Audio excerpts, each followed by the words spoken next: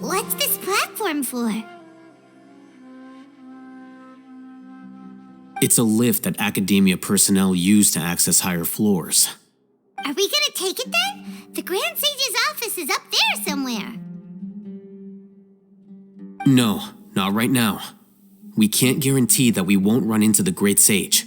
Let's step back and observe for now.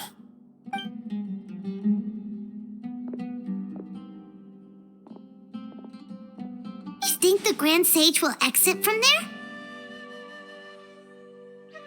And after he does, we'd sneak past him? Oh, Paimon thinks that's really dangerous. Who knows? However, if we can confirm Azar's current location, our operation will be much safer if we...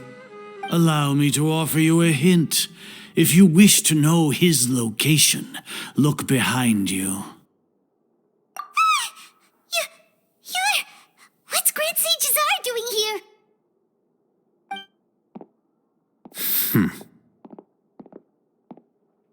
Do not tell me you believed the Academia would not grow suspicious of you after such a prolonged absence, scribe.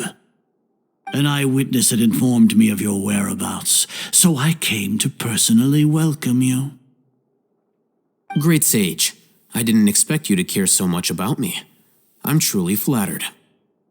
I'm sure, but compared to you, I am far more interested in these two unexpected guests. You are the Traveler and Paimon, correct? It's a pity that only now have I been afforded the opportunity to formally meet two of Sumeru's most esteemed guests. I do apologize for my lack of decorum. Excellent. You immediately initiated discussion instead of attempting to prepare some perfunctory excuse. You clearly understand the situation at hand and have no intention of making a reckless stand. The foot traffic here renders this place unsuitable for discussion. Please, follow me to my office.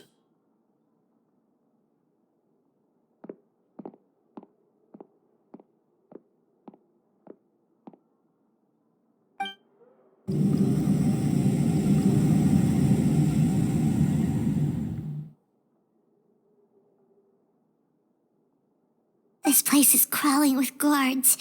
There's no way out for us.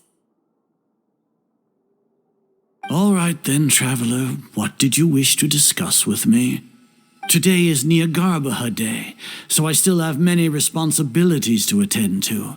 There is little time for idle chit-chat before I detain you all. You seem to know quite a bit about our endeavors. If that is so, then you should be praising our great work rather than using your trivial misgivings in a futile attempt to sway me. Trivial? Then tell me, what do the Fatui want from me? Worthless. Those are all completely worthless.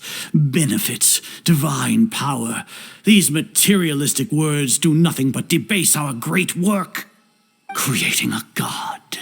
Yes, we are using human wisdom to create a god. If humanity cannot attain omniscience and omnipotence, then we shall create a god to reveal them. This is the pinnacle of human wisdom. We shall regain a god's guidance at long last. No longer will we flounder in the interminable void of consciousness and knowledge. Even Ermin's soul will be freed from its plight.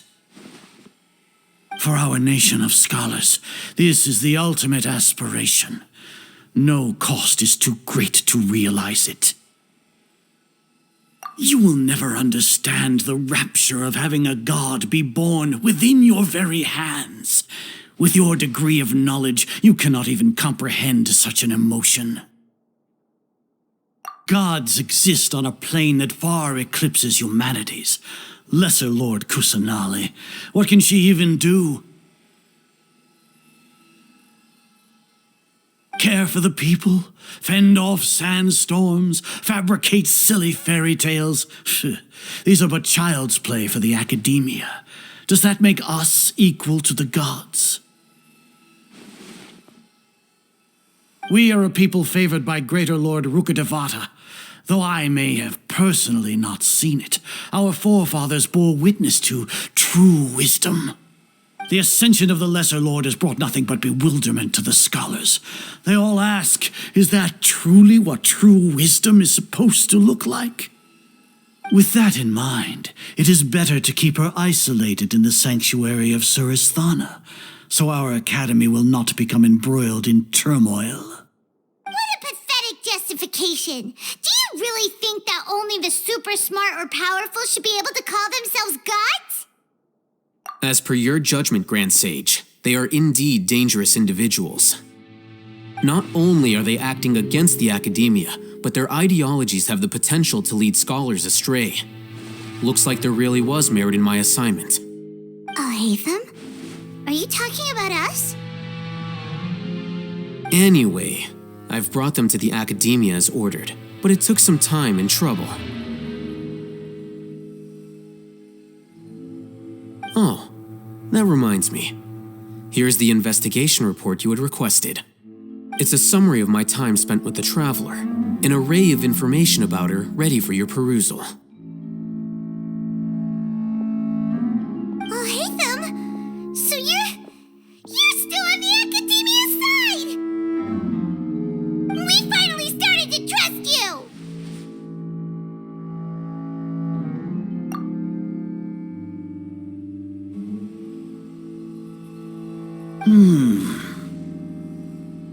Excellent.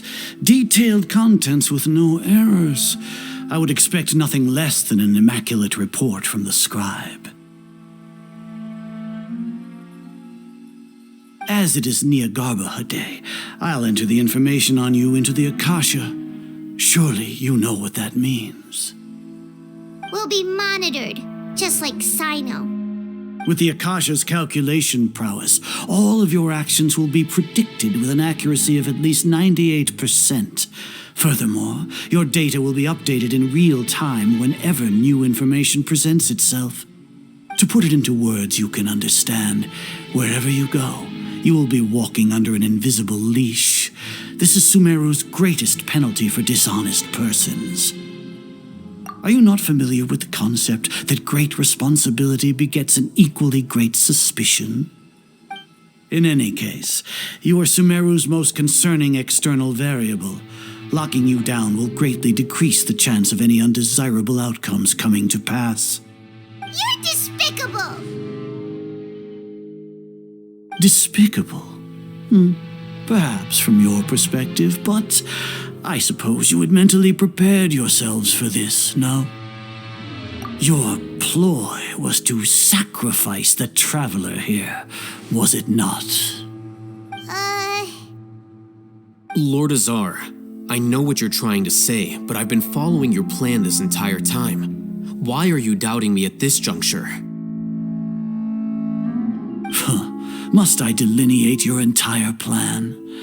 Very well, I will spell things out. First off, I received an eyewitness report that you were spotted with the Traveler at Caravan Ribat.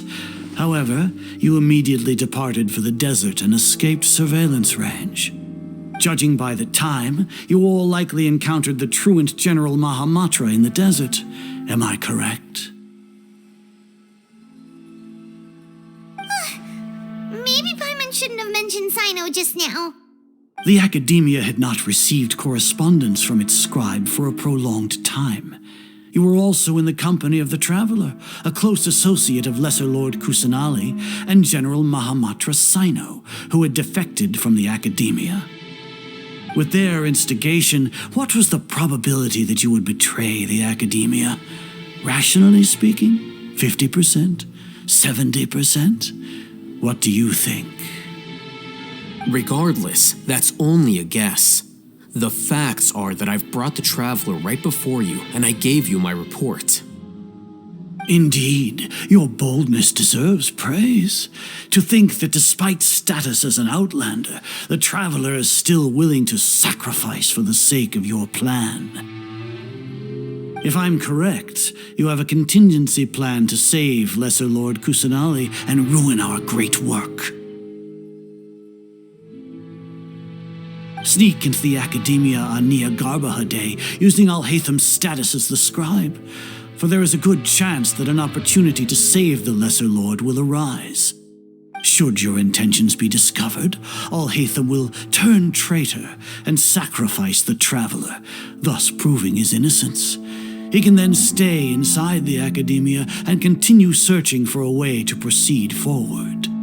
As for Sino, according to the Akasha's calculations, he will soon return to the Academia and confront me in person. I suppose this is also a part of your plan?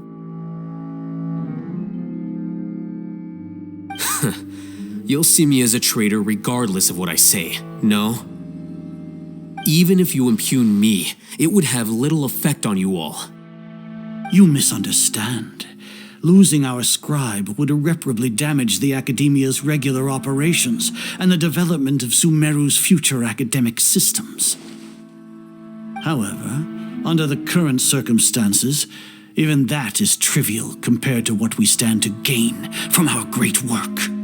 You said that I betrayed the Academia, but you, Azar, you've betrayed all of Sumeru, betrayed its Archon. So flight has turned to fight at long last. Guards!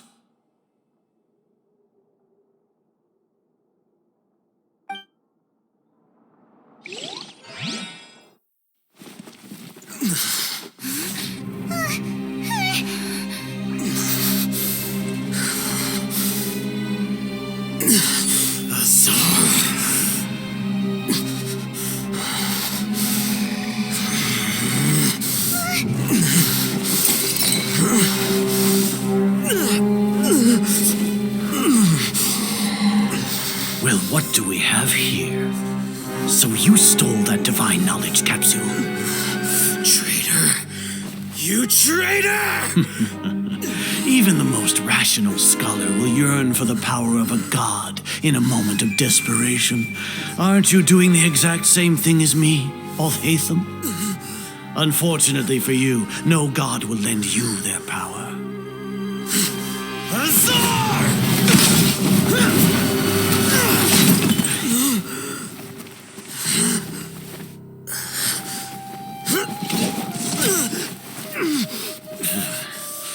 He has gone completely insane.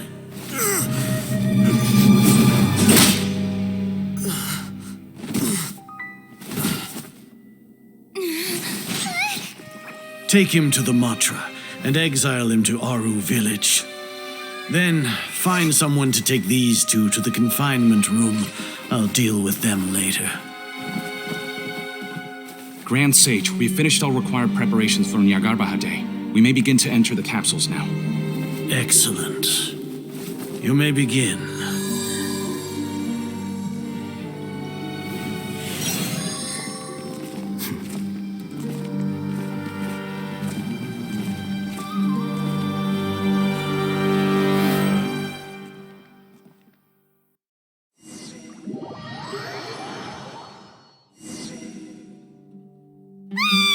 Don't lock us up! Let us out!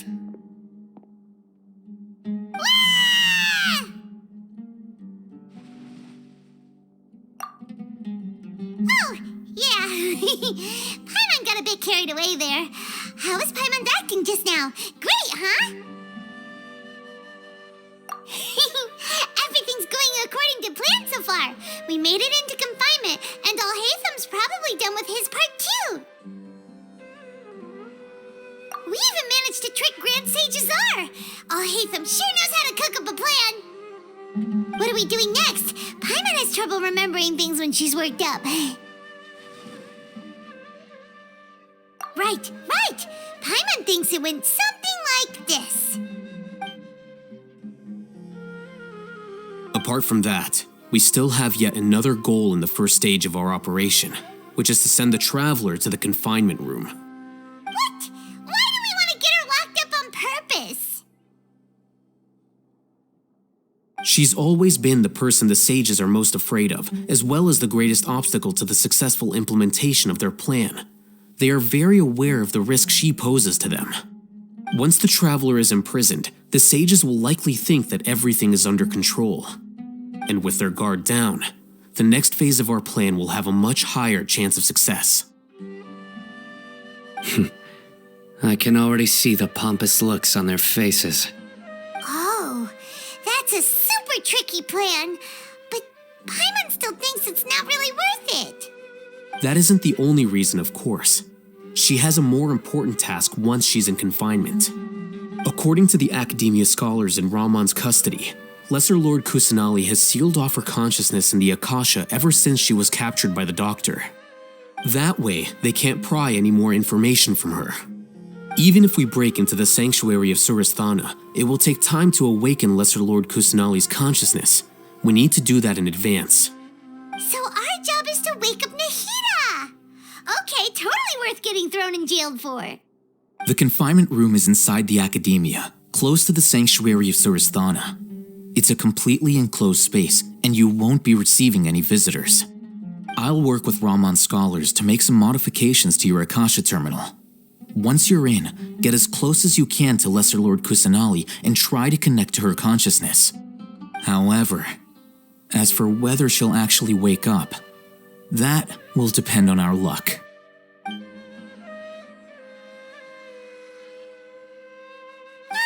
no wonder you've been wearing your Akasha terminal today. It's the one that Al-Haytham modified. Paimon thought they'd take our Akasha terminals when they locked us up in here. Were they being careless? Alright, so what now? Sounds easy enough. We can finally talk with Nahida after all this time. Let's do it.